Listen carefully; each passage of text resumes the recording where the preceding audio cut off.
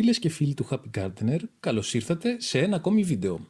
Θα δούμε σήμερα δύο ιδανικά φυτά για τη δημιουργία φράχτη. Το πρώτο είναι το Viburnum lucidum.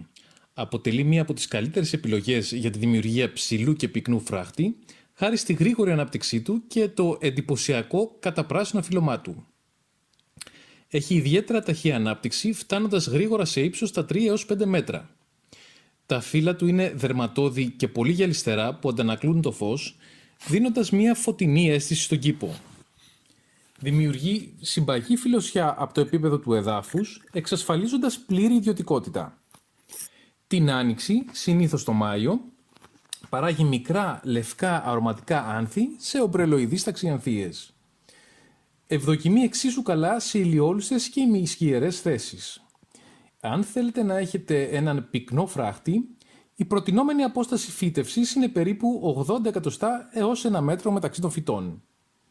Αντέχει το αυστηρό κλάδεμα, το οποίο βοηθά στη διαχείριση του σχήματος.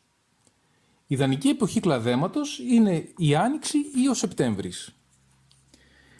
Είναι γενικά ανθεκτικό φυτό και προσαρμόζεται σε διάφορους τύπους εδαφών. Το επόμενο φυτό το οποίο προτείνουμε για φράχτη είναι η φωτίνια.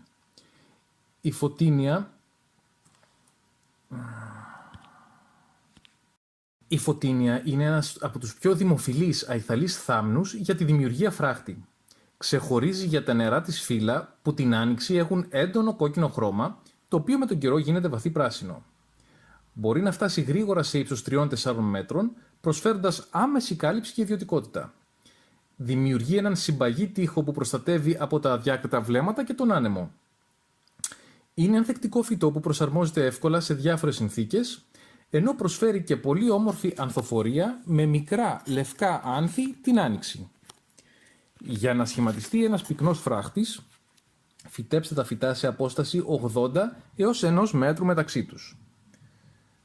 Προτιμά ηλιόλουστες ή πολύ ηλιόλουστες θέσεις, καθώς ο ήλιος βοηθά να αναδειχθεί το κόκκινο χρώμα των φύλλων της. Εάν ψάχνετε τον ιδανικό συνδυασμό για ένα φράχτη που ξεχωρίζει, η επιλογή του Viburnum lucidum και της φωτίνιας είναι κορυφαία λύση. Το Viburnum lucidum προσφέρει μια καταπράσινη στιβαρή βάση.